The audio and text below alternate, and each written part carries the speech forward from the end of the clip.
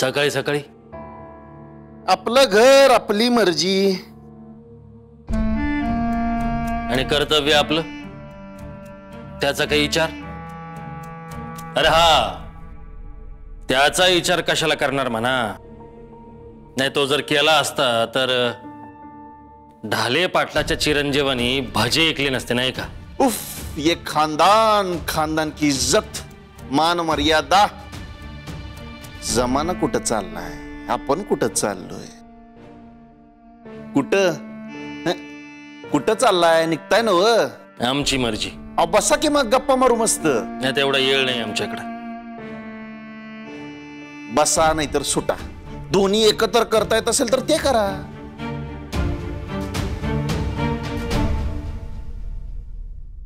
लईच मनाला लावून घेतात रावे.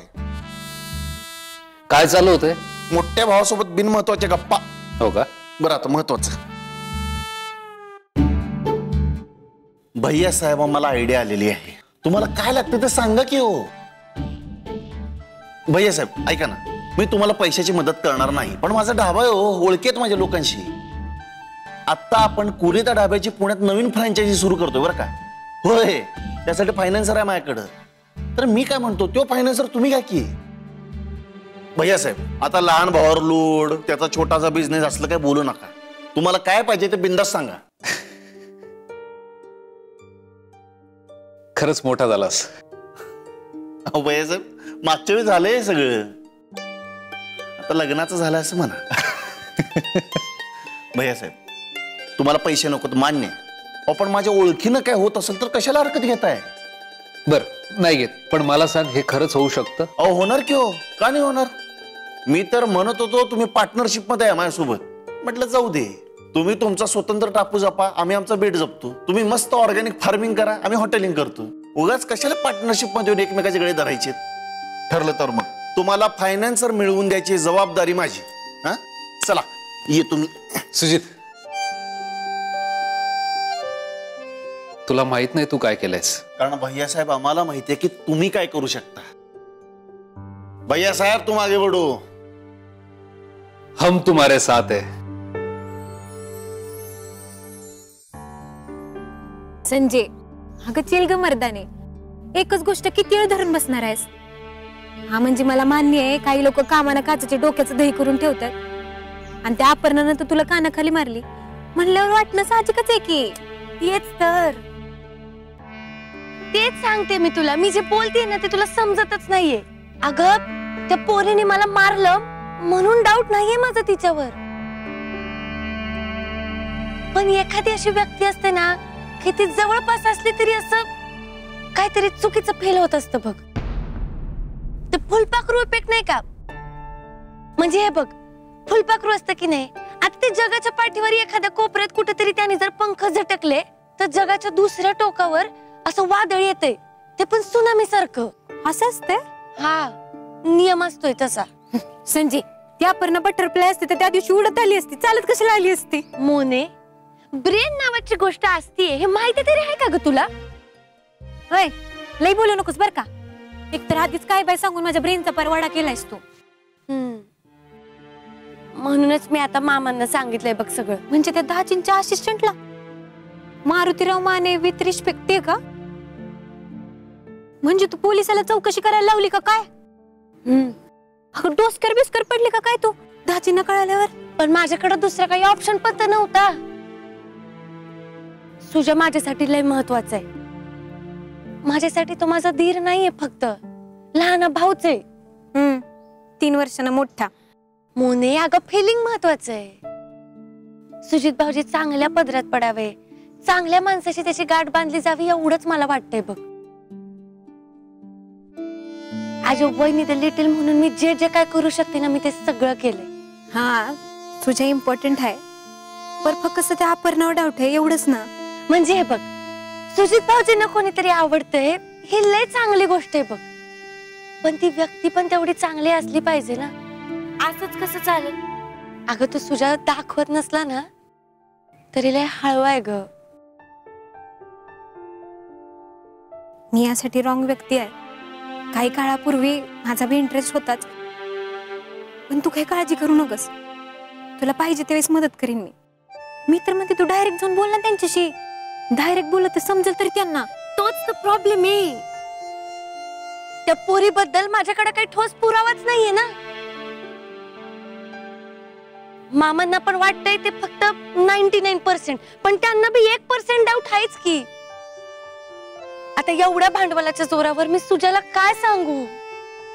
खरंय. असं काम करायला हवं आकाश. हसन फादीने जसं मातीच्या बांधकामाला आधुनिक वास्तुकलेत स्थान मिळवून दिलंय, तसंच लॉरी बेकरांनी ती वास्तुकला सर्वसामान्यांपर्यंत आणली.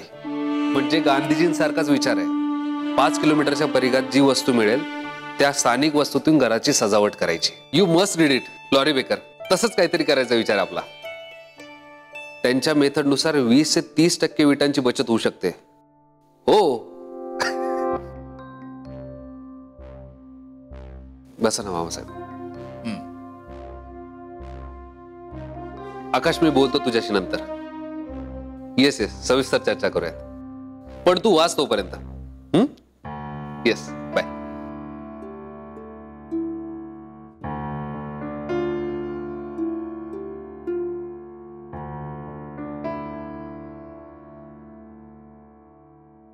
बोला मामासाहेब. एक कोण आहे रे तिकडे?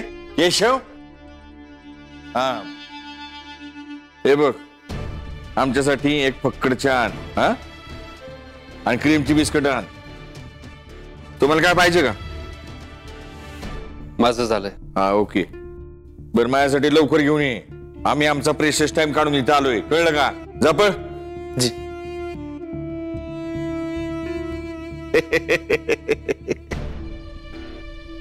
वाचाल तर वाचाल, हे तुमचं आवडलं आम्हाला. म्हणून तर तुम्ही आमच्या जावळी आहेत. बर, काय सांगत होता तुमच्या मित्राला? अहो, आम्हाला बी मेसेज टाका की आम्ही बी घेऊ 10 प्रती आमच्या लायब्ररीसाठी. काय ठरलं मग रणजितराव तुमचं? कशाबद्दल बोलताय तुम्ही? अहो, कालचं. म्हणजे तुम्ही आमच्या पोरीला फौजदारच करणार? हो. काळ्या दगड्यावरची रेख फायनल? हो. म्हणजे आता जर आम्ही शब्द टाकला तर शब्द पडायचीच खोटी? हो. बर, तो हिशेब बाजूला. मग आमचं सेकंड महत्वाचं काम आहे, ते करा आता. कसलं? रणजितराव, आम्ही तुमचं म्हणणं ऐकलं, तुमचा आदर ठेवला.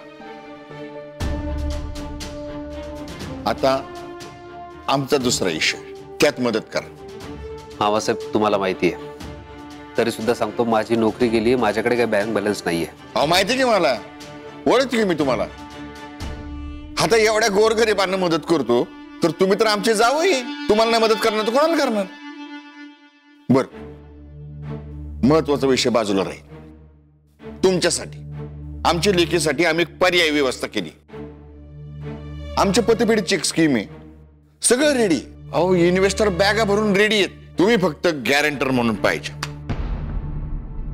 मामासाहेब, मी कशाच्या नावावर गॅरंटी घेणार? अहो, नावाच्या जीवावर. अहो, ढाले पाटील आहात तुम्ही. हा, आणि माझे असला तरी पोलीस खात्यात होता. अहो, तुमच्या नावाला वजन आहे. तुम्ही फक्त आमच्या फायनान्स स्कीमचे गॅरंटर व्हा, बाकी समजा आम्ही बघू. अहो, योजना फॉर पीपल आहे, गोर गरीब बसून खातील. आणि तुम्ही पण घ्या की. तसं नाही होणार मामासाहेब. गॅरंटर म्हणून तिथेच उभं राहू शकतो जिथे विश्वास असतो. असं